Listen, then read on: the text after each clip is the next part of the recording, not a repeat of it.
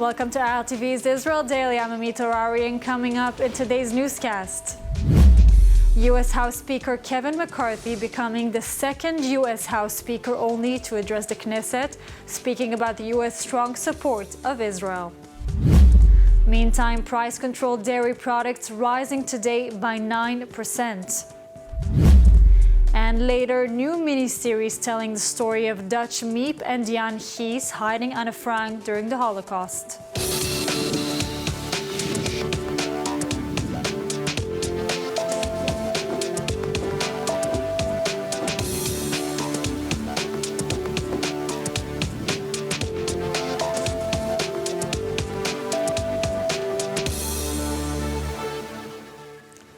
Kevin McCarthy is in Israel and became only the second U.S. Speaker of the House to address the Knesset.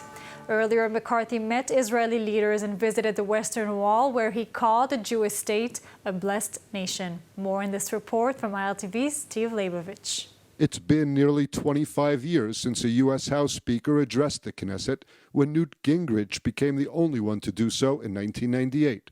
Addressing the Knesset today, McCarthy made clear his strong support of Israel, the values and unbreakable bond it shares with the U.S. Arriving in Israel yesterday, McCarthy was greeted at Ben Gurion Airport by his Israeli counterpart, Knesset Speaker Amir Ohana.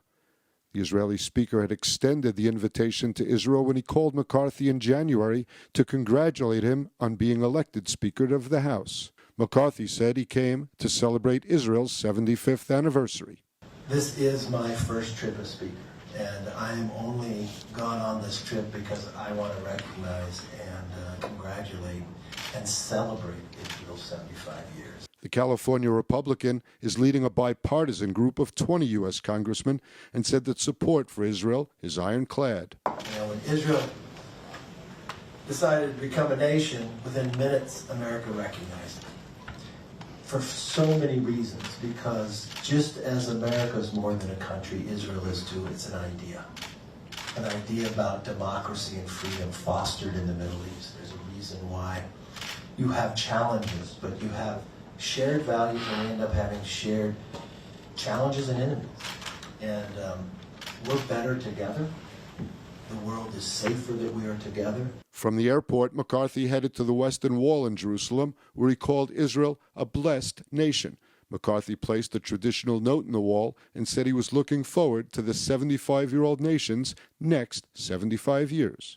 McCarthy last month issued a statement of support for Prime Minister Netanyahu, one day after U.S. President Biden criticized the Israeli government's effort to overhaul the judiciary. At that time, Biden said Netanyahu would not receive a White House invite in the near future. McCarthy now says that if U.S. President Biden continued to refuse to invite Netanyahu to the White House, he will invite him to Congress.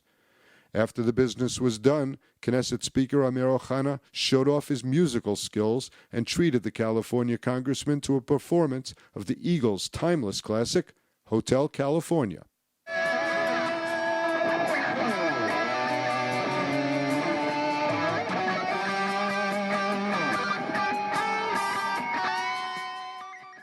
And joining us now to elaborate on this high-profile visit and more is journalist and JNS Jerusalem Bureau Chief Alex Trayman.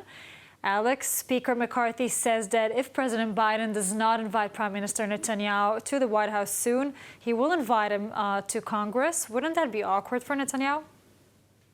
Well, it wouldn't actually be the first time that Netanyahu got an invitation to Congress without meeting the president. In 2015, Netanyahu took an invitation to address a joint session of the Congress, specifically to speak against President Obama's proposed Iran nuclear deal, calling it an existential threat to the state of Israel. So it wouldn't be the first time, although I don't necessarily believe that it would be an opportunity that Netanyahu would take again. I think that McCarthy is just trying to put some pressure on Biden to make the invitation. I think that Netanyahu would prefer not to strike up such a controversy again, especially this time with the President Joe Biden.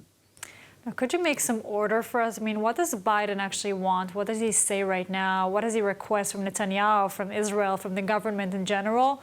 Why isn't Netanyahu invited? Well, it's not. It's obvious that the Biden administration would have preferred that Yair Lapid or someone else from the Israeli left wing would be the prime minister right now, not Netanyahu. The administration made a lot of requests on Netanyahu regarding who he might name or not name to various positions in his cabinet. That included opposing the appointments of Bezalel Smotrich and Itamar Ben-Gvir to their positions as finance minister and national security minister, respectively. They did want former U.S. and Israeli ambassador to the United States, Ron Dermer, to be the foreign minister, which he was instead appointed as strategic affairs minister. And in that regard, he does control the relationship between Israel and the United States. Biden has made it pretty clear that he opposes any judicial reform that Netanyahu would like to advance.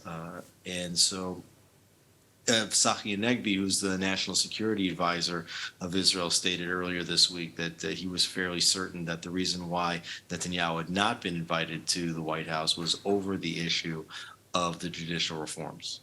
Now, Alex, there have been a number of high-profile Republicans actually visiting Israel lately. Senator Lindsey Graham, Governor DeSantis, and now Speaker McCarthy. The visits come shortly after Biden's criticism of Netanyahu's plan for judicial reform. Is it politics? I mean, looking for the Jewish vote, perhaps? Well, I think it's important to note that this current visit by McCarthy is a bipartisan delegation. It's also being co-led by Steny Hoyer. And in addition to that, there was just another delegation that was recently led by Democrats, including Hakeem Jeffries. So we are seeing a lot of congressmen and senators coming to Israel. Certainly for Ron DeSantis, he's trying to shore up his foreign policy credentials ahead of a potential run to be president of the United States.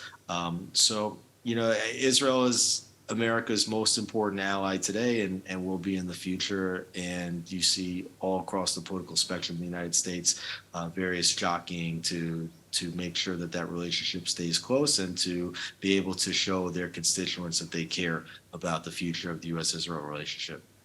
And yes, DeSantis, I mean, after meeting DeSantis, it was odd that there was no official statement from the Prime Minister's office. I mean, was that to avoid the appearance of meddling in U.S. presidential politics? Well, I'm not sure that it's so much about the meddling in the presidential politics, even though it's certain that Netanyahu doesn't want to be seen as doing that. But I think he's also even being careful with regard to showing that he's meeting with Republicans. It's clear that the Biden administration is very sensitive. And so Netanyahu is taking extra efforts to allow the other visitors to be posting the pictures while he remains more cautious, just trying to demonstrate that Netanyahu's relationship is not only strong with Republicans, but it's also strong with Democrats as well. Alex Trayman, always a pleasure. Thank you so much for joining us. Thank you for having me. Prime Minister Benjamin Netanyahu, Finance Minister Bezalel Smotrich, and Education Minister Yoav Kish delivered a joint statement to the media announcing an investment of 3.1 billion shekels per year for free education from age 0 to 3. עכשיו היום השלב הראשון של התוכנית הזאת יוצא לדרך, החל ב-1 בינואר 2024, הכנסה נטו למרבית המשפחות בישראל, בהן שני ההורים עובדים, תגדל עד 940 ש"ח לחודש לכל ילד מגיל 0 עד 3. זה אומר שאם יש לכם ילד, עכשיו נולד לכם ילד, כבר עכשיו, אתם מקבלים בשלוש שנים הקרובות בערך 30,000 שקל לאותו ילד, פר ילד. Prime Minister Benjamin Netanyahu gave this economic statement on Sunday evening, together with Finance Minister Bezalel Smotrich and Education Minister Yoav Kish. All three presented the first phase of their three-phase program for free education for children aged 0 to 3. In addition, Netanyahu promised that the children in government-supervised daycares will receive full subsidy and that the number of supervised daycares will increase significantly.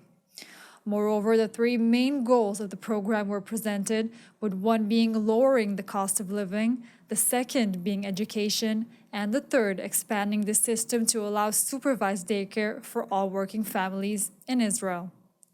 כיום יש כ-120,000 ילדים כאלה במעונות, עד סוף השנה נגיע ל-160,000, וזה יכסה כ-30% מאוכלוסיית הילדים מגיל 0 עד 3. ובמקביל אנחנו נשקיע כבר בשלב הראשון יותר מ2 מיליארד שקלים כדי לבנות עוד מעונות מפוקחים. היעד שלנו בתוכנית חומש הוא להגדיל דרמטית את מספר המעונות המפוקחים, כך שכל זוג הורים עובדים שירצה יהיה לו מקום במעון מפוקח. אנחנו נגיע למצב בעצם שמגיל 0 עד 3, מגיל 0 עד 6, החינוך חינם. Today's statement comes amidst the criticism pointed at the government, stating that the state budget does not contain any real news regarding the fight against the cost of living. Around that, Finance Minister Bezalel Smotrich tried to calm that the government is promoting a series of measures in the fight against the cost of living, and mentioned, among other things, his efforts to prevent the increases in fuel prices and the agreement with the Histadrut, saying, "We have done quite a bit in a short time, and there's still a lot of work to be done, and we will continue to act on the issue night and day. This is a personal commitment of mine."